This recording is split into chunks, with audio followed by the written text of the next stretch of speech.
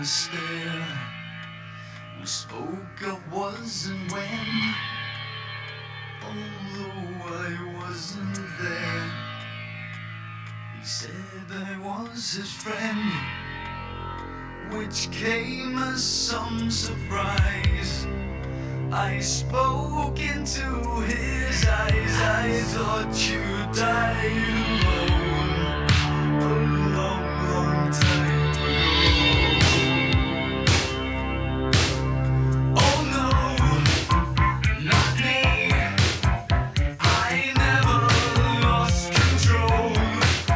Your face to face with the man who sold the world.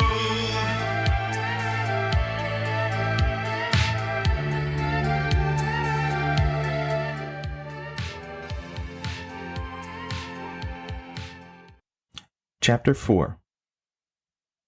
Strangulation is a most unpleasant way to experience one's final moments. Jeff fantasized about such a dramatic end with his wife. He referred to her only as his wife, ensuring that she remained nameless to anyone outside of his family. His wife was averse to his penchant for mutual light choking, and would never equate to Carol's rosy cheeks blushing and nostrils flaring while pressed against the wall in a brigantine bungalow.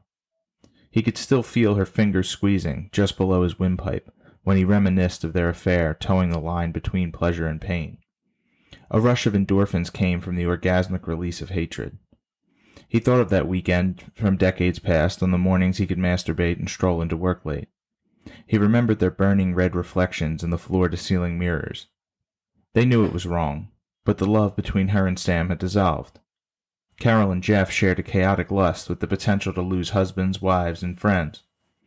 Jeff maintained a quiet guilt about that weekend because he knew she and Sam had not officially split, and this house was intended to be their vacation home. She kept it as a getaway for boy toys. Jeff was new to this more discreet world, and Carol got things done. Jeff was not the first, and would not be the last. An inherent romance came with their profession, as fundraising was a meeting between the upper middle class and the absurdly affluent, with a few workhorses like himself thrown in the mix for entertainment. New lifestyles were spawned in each other's bedrooms, filled with more polished themes of old. Jeff intended to take on the new year with a better outlook on life, but his routine remained the same. He would wake long after sunrise, struggle to pleasure himself through a hangover, find acceptable attire, and get to the office still wearing a 5 o'clock shadow. He was reaching his professional goals, but those closest to him could see the cracks in his armor. A quiet, chilled Rolling Rock in a Marlboro-scented, wood-paneled room was his escape at day's end. He thought about Carol, and his inhibitions were relinquished long before he settled his tab. Bar after bar, he found a collage of new faces and spilt drinks from plastic cups. He drove through the city in the shadow of his decisions, and the vapid encounters he used to build his contact list. Strange looks were common from the folks young and old who knew he did not belong. They gave him a pass and let him impose on their conversations to blurt out a spiel. You do a little good, you get your name out there, everybody wins. It was a reassuring little quip that he told many of the younger fundraisers, although it was more of a statement used to remain centered about perpetuating the cycle of poverty in the name of the greater good. In the early days, he kept brochures tucked in his pocket. Subtlety was not his best quality. He was a servant, and although he would not admit it, it was what he liked most.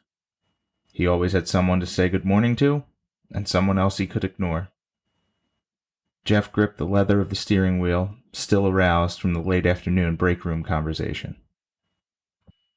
Jessica Price wore buxom, fire-engine red lipstick that leapt from her otherwise pale, unblemished canvas. Straight, strawberry blonde hair, parted in the middle, formed a perfect arch over her green eyes that studied one's soul.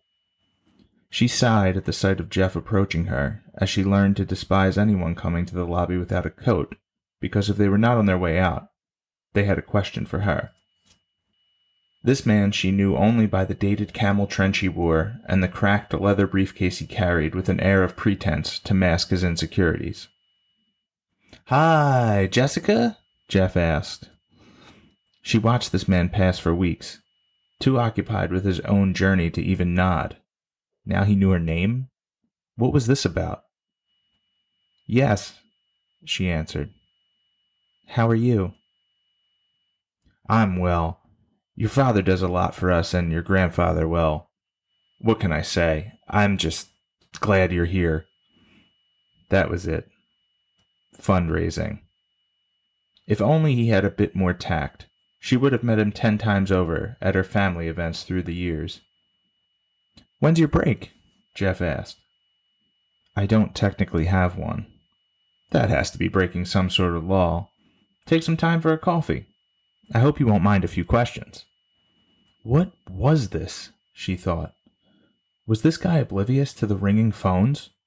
Was he hitting on her? Probably. Her father often had these frumpy suits around the house. They were unable to ascend past their Macy's attire or completely shed their Philly accents. This guy was desperately trying to move up from middle management, not writing donation checks. She could sense his misery in his own existence. She related.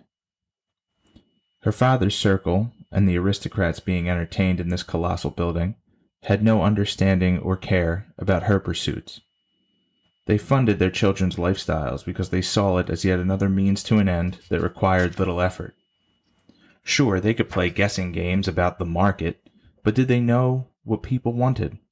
Did they know what was pulsating in the garment districts and bohemian bars? Of course not. She was a spy, a member of the bourgeoisie who made her way from the Upper East Side down to the Village at night to get a few dirty martinis and the admiration of a lost soul whose poetry was passé at best. She conducted her research and picked up an oversized black t-shirt or two along the way. In a few weeks, she would be back to her normal routine. This was a requirement for some easy credits, not altruism. Philadelphia was her version of hell. Jeff squirmed with impatience as he passed several strip clubs on his way home. His checking account balance and the prospect of divorce kept his temptation at bay. At home, he was doling out a paycheck and remaining unimpressed by the presence of his wife and daughter. The whole thing had become background fodder for maintaining an image and living his delusions of the upper crust acceptance. His wedding band cut off his circulation, and he hoped it was merely booze weight, not actual fat. Jealous illusions of Jessica in the throes of ecstasy with someone less than half his age distracted him from the road. He stopped for another coffee and to catch his breath with a frantic Newport in a Wawa parking lot. Deep eye contact in the cramped staff room stayed with him. She was unhappy, and he needed to grow up. But he had made a career of getting what he could from whoever was hot in the moment. "What do you think people like most about the organization?" Jeff asked. "Probably the friendliness of the staff. And being greeted by a great smile at the front door." It slipped out, and he did not attempt to catch it. She gave the comment space as she giggled and gently brushed his shoulder with her right hand. They confirmed their hatred for the inhabitants of these walls. "It sucks here," Jeff said. "Leave," Jessica urged. Andrew interrupted with the coffee and the interview was over. Jeff turned up the radio to the Tom Petty guitar riffs from his high school days. Jessica scanned her closet for tomorrow's outfit. She settled on a navy blazer and burgundy bell-bottoms that elongated her already slender frame. Rebelling against the January winds, she chose a sheer white tank top and grabbed her double-sided tape to create the illusion she desired. But for whom? She thought to herself. Jeff was a troglodyte. Her upbringing was designed to point her toward the yacht club, but those boys never had any good stories. They were boring no matter the hour or how drunk she was. Blurry vision made her high school experiences bearable. When Jeff arrived home, his daughter was asleep, and the door to the master bedroom stayed closed. He found his way to the couch, where he continued his journey to the past. This was going to remain his reality until the divorce. His identity was all but gone. He envisioned the chairman and Carol having a good laugh at his expense. Even worse, they were not mentioning him at all.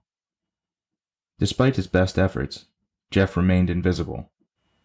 His family and his co-workers did not believe in his success, but they accepted it. He missed his insomnia. He saw himself as a yes man and learned that accessibility, not talent, was the trick to productivity. There was no joy in it, and only perceived jealousy. He fell asleep with ease, but he needed the booze for fuel.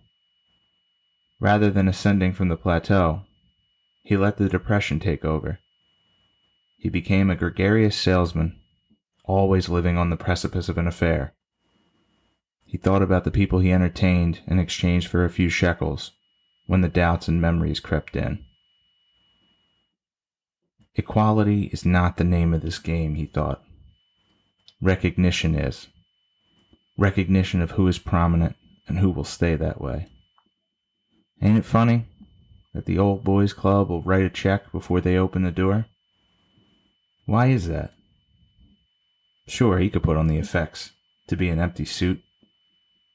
He assessed everyone to understand what would widen the darkest space and still not want to go much deeper. His friendship was surface level, but it was more revered than Sam's. People knew he was reckless. They would make their donations, and when their marriages were in the toilet, or they felt like a random Tuesday happy hour with someone who could keep their mouth shut, they would call Jeff. He usually watched them stumble through a tearful phone call to a spouse, and then wander off into the arms of an escort. As a new father, he would stroll home after a night of drinking, never offering to change a diaper or heat a bottle. People for good paid well, and he used his breadwinner status as a shield. Out the door and into the wild, with his life deteriorating into a graveyard of poor relationships and unfortunately kept promises. Others moved on, and he stayed there to prey on their successors. In this business, they called it relationship building to sound politer than customer service, and to elevate the language that served as code for ass-kissing, or sucking dick if you came from lesser stock. This was the hospitality business, and the savvier individuals referred to their contacts as relationships, and got in on whatever scheme was in the works. Carol and the chairman settled into a booth for a late dinner hidden behind the golden doors of Barclay Prime. At the bar, orange rinds dropped into their old fashions before they even removed their coats. Chairman's salt and pepper crew cut and chiseled, puffed midlife crisis chest kept her longing for him. She slunk into the leather and squeezed her mink stole tighter. He admired the garment and fed his ego, knowing its cost. Despite his public separation, they could not display their affection. Still, he kept a hand creeping up her thighs until his fingers were warm. He brushed his pinky across her bare skin. The women chairman had come of age with pretended they could not be forward. Instead, they replaced passion with discretion and secrets. A waiter placed their drinks on the table. Chairman surveyed the room with his first sip. Most naive and well-informed acquaintances would continue their meals without a thought. The ones with nothing to talk about, out on the town with their crotchety wives, or trying to avoid them, would be the gossips. The coast was clear. He grazed the top of her thigh again. "How do you feel about the limestone tile in the bathroom?" he asked. "They should be wider," she answered. They laughed, and he removed his hand. "Seriously, what do you think of the project?" "I think the tiles need to be larger." "We can't change that, Carol." He stiffened up in his seat and adjusted his tie. Her plump lips against the tumbler were still distracting. She caught him looking. I don't expect you to change them, Carol returned. I just want you to know my thoughts. But you would change them, wouldn't you? Maybe. Jesus, how good is it? Enough to make me listen. She appreciated his vulnerability. But what about this fundraiser? He asked. I don't have much more to kick in. We'll make the goal, don't worry. We have 6 months and plenty to do in between. It was easier said than done. He had his reputation and his well-being locked into this woman. In the penthouse at Towers Residential, Carol reassured him that it would be okay, while she rode atop him, enjoying the view of the surrounding skyscrapers while he watched her breast bounce in the moonlight. In that moment, Carol was in control. She was holding back her orgasm, and he was struggling to do the same. He came, and she followed from the filling rush of his satisfaction. She collapsed onto him, with his teeth latched to her taut skin. They had 3 days until the quarterly board meeting. I don't like you, but I love you. Seems that I'm always thinking of you. Oh, you treat me badly. I love you madly. You really got a hold on me. Really got a hold on me. You really got a hold on me. Really got a hold on me. I don't want you, but I need you. Don't wanna kiss you, but I need to. Oh, you do me wrong now. My love is strong now. You really got a hold on me. Really got a hold on me. You really got a hold on me. Really got a hold on me. I love you, and all I want you to do is just hold me, hold me, hold me, hold me.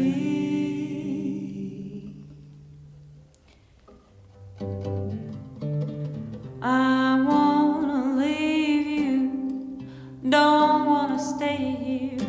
I don't wanna spend another day here. Oh, you do me wrong now. My love's strong now. You really got a hold on me. You really got a hold. I said you really got a hold on me. Really got a hold